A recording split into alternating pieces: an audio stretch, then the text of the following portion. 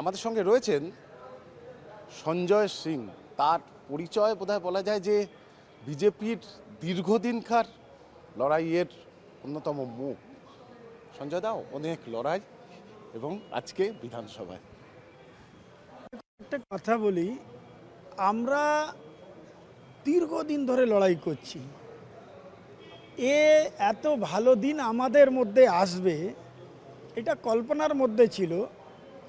অনেক কার্যকর্তার বলিদান হয়েছে, অনেক কার্যকর্তা এখন আমাদের মধ্যে নেই যারা ভিত তৈরি করেছিলেন, কিন্তু কিছু লোক এরম এখনও আছেন যারা সাক্ষী রয়েছেন। অনেক লড়াইয়ের পর, অনেক কাজের পর আজকে সরকার হয়েছে।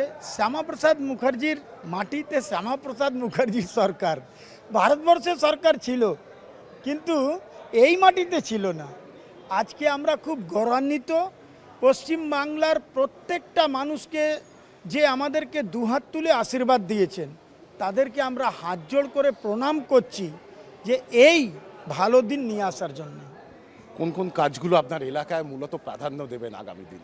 এখন তো আমাদের ওইখানে সবচেয়ে বড় ছিল যে ভয়ের পরিবেশ ছিল পুরো পশ্চিমবাংলায়, আর আমাদের বালি বিধানসভায় তো এত বেশি ভয়ের পরিবেশ যে সাধারণ মানুষ কিন্তু মুখ চোখ দেখে মনে হতো 4 তারিখের পর ওই যে মানুষের মুখে হাসি, এটা কিন্তু অনেক বড় কৃতিত্ব যে তারা কিন্তু মন খুলে হাসছেন আর আমাদের কাছে ওনারা আসছেন।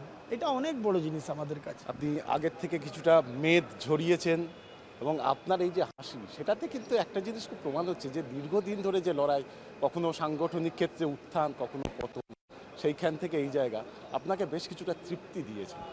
দেখুন, আমরা তো সংগঠনের কাজ করেছি উত্তরবঙ্গ থেকে দক্ষিণবঙ্গ, প্রত্যেকটা জেলায় জোন ওয়াইজ প্রচুর দায়িত্ব পার্টি দিয়েছে আর সব দায়িত্ব ভালো করে পালন করেছি।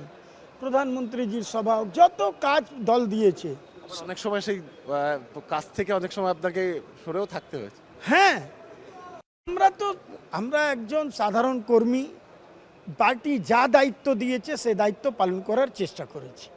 অনেক ধন্যবাদ। আপনার কথা বললাম বালি বিধানসভার বিজেপি বিধায়ক সঞ্জয় সিংয়ের সঙ্গে, এবং দীর্ঘদিনকার তিনি পুরনো বিজেপি কর্মী এবং এখন বিধায়ক। আগামী দিনে উন্নয়নের লক্ষ্যে তার যে কাজ, সেই কাজে তিনি অবিচল থাকবেন, এমনটাই কিন্তু জানালেন।